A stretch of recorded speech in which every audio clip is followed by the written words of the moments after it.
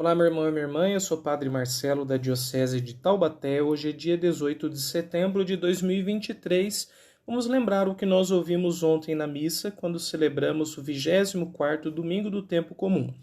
No Evangelho, Jesus contou a história de um empregado que vai pedir perdão por suas dívidas ao seu senhor e é perdoado por misericórdia, por compaixão. Mas quando um amigo dele, também empregado, lhe pede um tempo para conseguir pagar a sua dívida com ele não sabe agir com compaixão. Ele quis compaixão, mas não agiu com misericórdia. Vamos, baseados nessa passagem, meditar sobre o perdão, que é um tema ao mesmo tempo extremamente presente no nosso dia a dia. Dar e receber perdão é uma coisa que a gente sempre precisa e também é um tema clássico da nossa fé cristã. Bora refletir.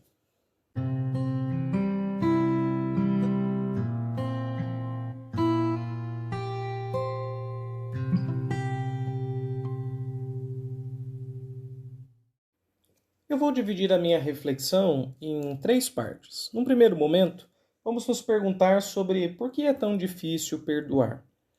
Num segundo momento, o que significa perdoar?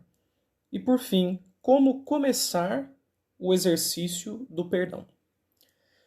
Primeiro ponto, por que é difícil perdoar? Eu elencaria aqui três grandes causas que atrapalham muito de darmos o perdão para alguém que nos feriu. A primeira causa é porque nós temos uma ferida real.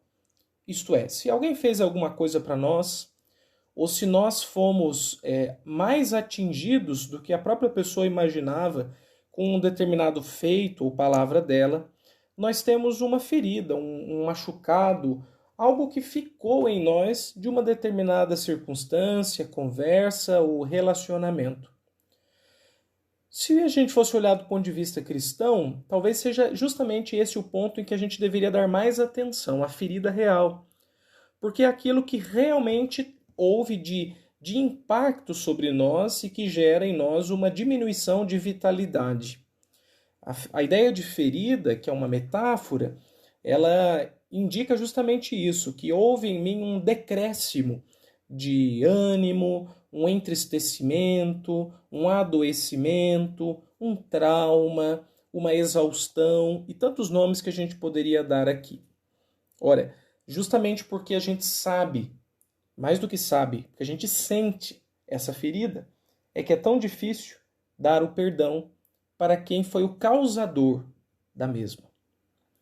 Só que, além dessa ferida real, que, vamos dizer assim, justifica, inclusive, a minha dificuldade real de dar perdão, existem outros dois fatores que vêm, por assim dizer, por acréscimo. São apêndices da dificuldade de perdoar.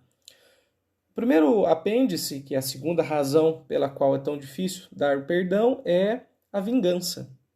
Por que eu chamo de apêndice? Porque não necessariamente eu preciso me vingar de alguém para resolver a minha própria ferida. Mas culturalmente e por razões assim de contexto e até razões do meu perfil, da minha reatividade, da minha personalidade, da minha ferida, pode ser que eu encontre na vingança uma forma de reparação para os meus danos, sobretudo os meus danos emocionais. No entanto, a vingança tem um seguinte problema. A vingança, ela incide sobre o meu agressor, ela agride o meu agressor e, em certa medida, ela está dentro de uma lógica da lei de Talião, porque é olho por olho, dente por dente. Se a pessoa me causou mal, eu vou causar-lhe um mal também.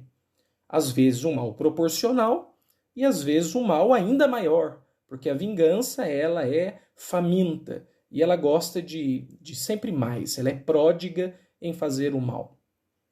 No entanto, depois que eu me vingo, eu causei um grande mal para alguém, mas não necessariamente eu consegui trabalhar a ferida que a pessoa causou em mim. Aí está o paradoxo da vingança. Ela sacia, de um lado, a minha vontade de que o outro pague pelo que fez para mim, mas, por outro lado, ela não resolve em mim a dor que ele me causou. O buraco, a ferida, A cicatriz que às vezes abre e sangra continua do mesmo jeito. A vingança apenas dá um tempo de alívio para essa dor interior, mas ela não cura aquilo que eu sou. Por isso é difícil perdoar, porque a gente fica com mais sede de vingança do que propriamente com vontade de curar. Então a gente fica amarrado no outro. A vingança é uma forma de permanecer unido ao próprio algoz. É como ainda ser prisioneiro dele, porque enquanto eu não fizer algo para ele, e eu fico meditando dia e noite o que eu posso fazer para atacá-lo, eu não estou resolvido. Ou seja, estou algemado àquele que me feriu. E depois que eu consigo feri-lo, machucá-lo, traumatizá-lo, eu vou continuar com a minha própria ferida. Eu fui desalgemado, mas eu continuo machucado. Uma terceira razão pela qual é difícil perdoar é o orgulho. E o orgulho é terrível, porque assim, existe um orgulho no início do perdão, que é aquele que diz para mim assim, olha, eu até perdoaria tal pessoa desde que, daí vem alguns exemplos, desde que a pessoa me procure. Se ela não me procurar, eu também não vou atrás dela. Então, eu tenho condições de dar o perdão, eu tenho condições até de uma reconciliação, mas eu não quero porque por orgulho. Uma outra, pior ainda, né? Eu só vou dar o perdão se a pessoa vier me procurar, se ela reconhecer que ela está totalmente errada, que o problema é ela, ou seja, né? É como se a gente dissesse assim, ela tem que vir se ajoelhar diante de mim e pedir o meu perdão. Então, é o orgulho atrapalhando no início o processo de perdoar. Também o orgulho pode entrar no meio do processo. Como? A gente está já num caminho para se libertar, para curar aquela ferida, e de repente a gente tem um refluxo de ódio, um refluxo de vingança, e a gente começa a pensar assim, ah, não, acho que não vale a pena eu perdoar, eu não mereço, eu não mereço essa humilhação que é dar o perdão. Já fui machucado e agora vou ter que me humilhar. E daí a gente perde a oportunidade de construir um perdão, uma reconciliação, uma libertação. E o orgulho pode ainda aparecer no final do processo, como ele aparece como uma vontade de voltar atrás. Do tipo assim, já dei o perdão, já conversei com a pessoa, tecnicamente os papéis já estão assinados, os documentos já estão assinados, e daí eu digo assim, eu não devia ter feito isso, eu não devia ter perdoado. E daí eu começo a jogar fora uma construção recente, porque ainda está frágil, porque dar perdão é uma coisa que já não é fácil. E você acabou de dar o perdão e ainda vem isso, esse refluxo de orgulho, e daí ele vem como um vento muito forte, ele vem com muita potência, ele destrói o que eu acabei de construir. Então veja, a ferida real, a vontade de vingança e o orgulho ferido são as 3 razões porque é tão difícil perdoar. Mas eu gostaria aqui de dar um conselho. Foque na sua ferida. Porque você se preocupar com a sua vingança não resolve a sua ferida. E você deixar-se ser tomado por orgulho não vai também ser positivo se você quer resolver essa situação. Foque na sua ferida. Dê atenção para ela. Se te dói, reconheça que dói. Dê um encaminhamento para ela. Mas cuidado com a vingança e com o orgulho. Aí eu vou para o segundo ponto da minha reflexão. O que é perdoar? Perdoar muitas pessoas entendem como sendo um esquecimento. E por isso muita gente fala assim, eu não perdoo porque eu não consigo esquecer. Ou então a pessoa até disse de boca que ela perdoava, mas depois ela diz, sei lá, para o psicólogo, para um amigo, ou na confissão, padre, eu disse que perdoei, mas eu acho que eu não perdoei porque eu não consigo esquecer. Aí tá uma outra coisa, porque muita gente acha que não é capaz de perdoar porque não é capaz de esquecer. Mas perdoar não é um exercício de amnésia. Perdoar é curar as memórias. Então vamos a uma imagem. Quando a gente vai em aniversário de criança, às vezes eles fazem aquelas guirlandas de bolas de bexiga e colocam na parede para enfeitar, geralmente próximo à mesa do bolo. E quando chega no final da festa, sempre vai alguém, tira aquelas bexigas todas e dá para a criançada fazer bagunça. Geralmente elas estouram, explodem, pisam em cima, alguma leva para casa. Mas quando estouram, né? O que acontece ali? Você tinha uma coisa ostensiva na parede, um verdadeiro monumento de bexigas na parede, que chamava atenção, ocupava espaço, mas quando você tira da parede, pisa em cima das bexigas todas, o que resta? Resta um monte de bolas murchas. É uma espécie de um chiclete mastigado. É um protótipo usado de bexiga. O que isso tem a ver, padre, com o perdão? Veja bem, quando nós estamos com o sentimento da raiva, da dor, por não perdoar dentro de nós, é como ter várias bexigas infladas dentro de nós. Elas ocupam espaço, elas nos dominam, elas são ostensivas, gritam aos nossos olhos. Mas quando a gente tira elas da parede e consegue furá-las, furar as memórias, o que a gente fez? A gente fez uma descarga da memória. Então, a bexiga continua existindo, mas ela não me ocupa mais. Ela não é mais ostensiva. Ela é um resto de uma coisa que já se foi, que já passou. Ora, as nossas memórias são de dois tipos. Existem memórias que são como bexigas cheias, elas estão ocupando o nosso espaço interior. Existem memórias que são como bexigas estouradas, são restos do passado, são resíduos de uma coisa que não existe mais. Só que aí está uma diferença. Na festa de aniversário, você passa uma vassoura no chão e tirou todas as bexigas e no dia seguinte parece que não aconteceu nada ali. Mas na vida da gente, não. Na vida da gente, os restos de bexiga ficam. Fica a memória. Por isso, perdoar não é esquecer.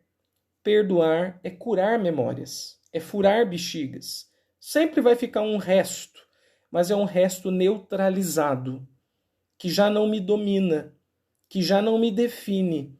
Eu tirei aquele recheio negativo das memórias. Hoje são só cenas do passado. Claro, eu não preciso ficar remexendo, eu não preciso dizer que foi tudo perfeito, que agora está tudo superado, é como se nada houvesse. Não é como se nada houvesse. Houve.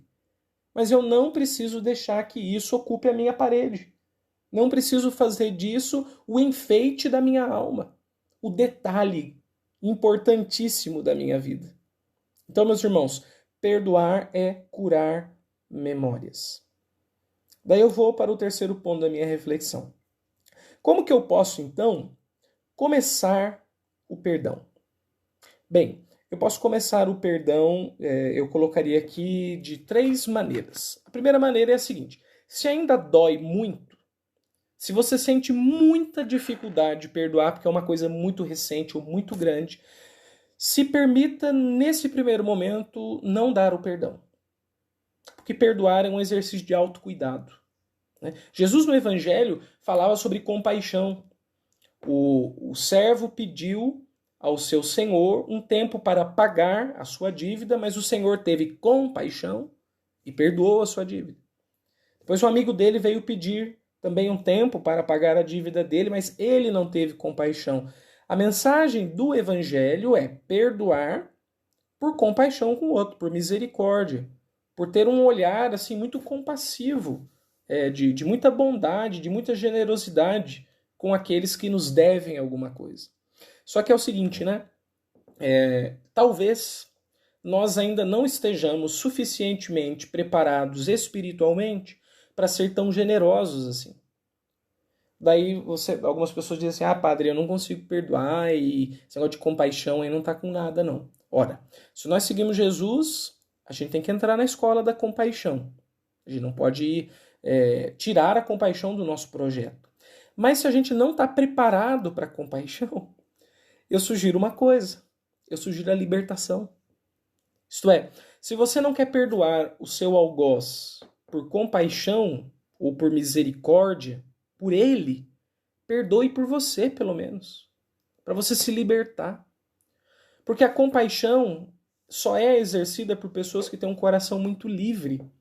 E enquanto você não se libertar dessas memórias, dessas mágoas, você não vai ficar bem, você não vai conseguir aprender compaixão. Então, nesse primeiro momento é o seguinte, ó. Primeiro, lembre-se de que você não precisa dar o perdão pelo outro se você ainda não consegue. Mas se você consegue dar o perdão por você, para você ficar livre como autocuidado, dê perdão. Você não precisa nem falar para a pessoa, você não precisa nem conversar com ela, mas dizer para você mesmo assim, olha, eu não quero mais ficar pensando nisso, eu não quero mais viver assombrado pelo fantasma do meu passado, eu quero ir em frente. Então perdoe-se e perdoe por libertação. Mas se ainda dói demais, como autocuidado, espere um pouco. Espere um pouco. Deixe de molho a possibilidade de perdão. Põe em perspectiva. Não tire completamente da sua vida essa perspectiva, mas nesse momento aguarde um pouco. Uma segunda coisa que pode te ajudar a começar o perdão é você entrar na misericórdia de Deus. Daí eu vou usar uma imagem. Os nossos avós, talvez os nossos pais, dependendo da sua idade, quando eles iam lavar roupa, eles tinham um sistema de lavar roupa à mão no tanque.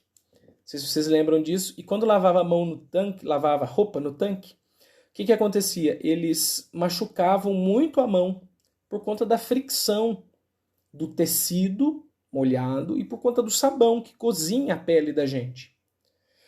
E às vezes eles esfregavam e a mancha, dependendo do que fosse, vinho, sangue, tinta, demorava para sair e custava dedo para sair. Só que hoje a gente tem tantas técnicas, tantos recursos, né? Por exemplo, você vai lá, coloca a sua roupa de molho, coloca lá um Vanish, o poder do rosa, e daí você deixa de um dia para o outro, e quando você tira lá daquele molho e você esfrega, a coisa sai. Então existem dois modos de perdoar, como existem dois modos de lavar, com fricção ou com molho. Você pode ficar forçando a barra para se libertar, geralmente não dá certo, você se machuca. Ou você pode deixar o coração de molho, para que a coisa amoleça e saia com mais facilidade. Agora, o que é o molho para nós, padre? É a fé, é o amor de Deus, é a misericórdia dele. Toda vez que você fica mergulhado em Deus, que você busca Deus, que você convive com Deus, você está deixando o seu coração de molho. Então não perca esse recurso precioso que a fé nos concede. E uma terceira forma de você começar a perdoar é você rezar a sua ferida. O que isso significa? Imagina a seguinte situação, né? Você tem lá uma mágoa de um relacionamento. E daí você vai falar para Deus um pouco sobre aquilo, você fala, ai Senhor, me ajuda, me dá paciência, me dá tranquilidade. Jesus, eu não quero sentir isso, tira essa coisa do meu coração. E geralmente a gente fala com Jesus assim com muita oratória, com muito dedo, né? No entanto, quando a gente sai da igreja, a gente encontra um amigo nosso, ou quando a gente vai na casa da vizinha, ou quando a gente está no almoço de família, a gente fala mal daquela pessoa que fez o mal pra gente. Mas daí a gente fala mal assim, sem papa na língua.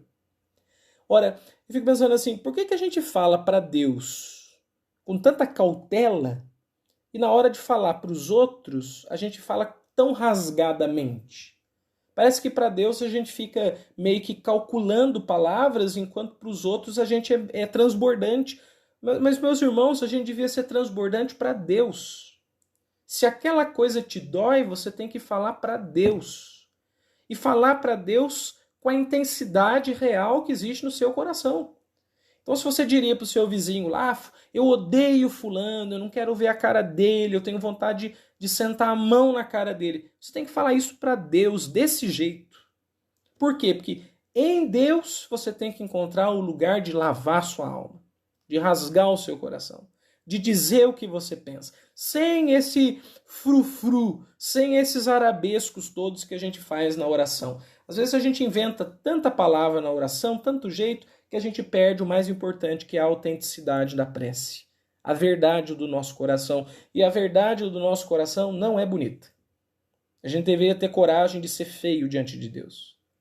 E depois que você falou tudo que você pensa para Deus, faz silêncio. Entrega nas mãos dele. E diz para ele assim, Senhor, coloco tudo nas tuas mãos. É tudo isso que eu sinto. Mas eu não quero, Senhor, ficar com isso dentro de mim. Eu não quero passar uma vida com esses fantasmas me assombrando. Ajuda-me, Senhor, a perdoar. Se não por compaixão, pelo menos por libertação.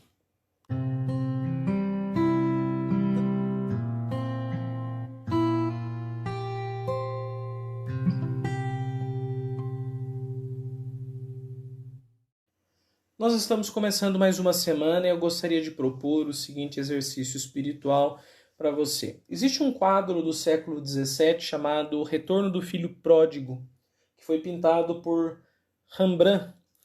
E esse é um quadro muito bonito porque ele retrata aquela cena do filho que volta e se ajoelha diante do pai e confessa o seu pecado e pede o retorno. Ele pede o perdão do pai.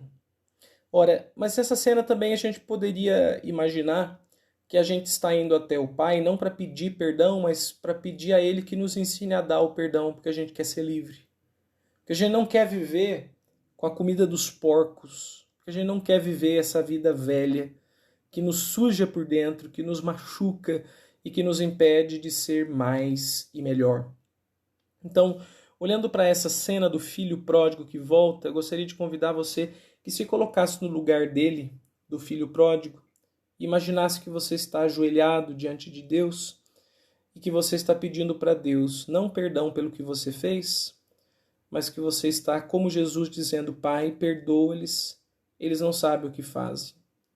Dando o perdão para alguém que você precisa perdoar. E eu gostaria de reforçar: perdoar aqui não significa que você vai lá falar com a pessoa, não significa que vocês vão voltar e vai ficar tudo bem, não significa que vai ser tudo igual como era antes. Perdoar significa você conseguir seguir em frente.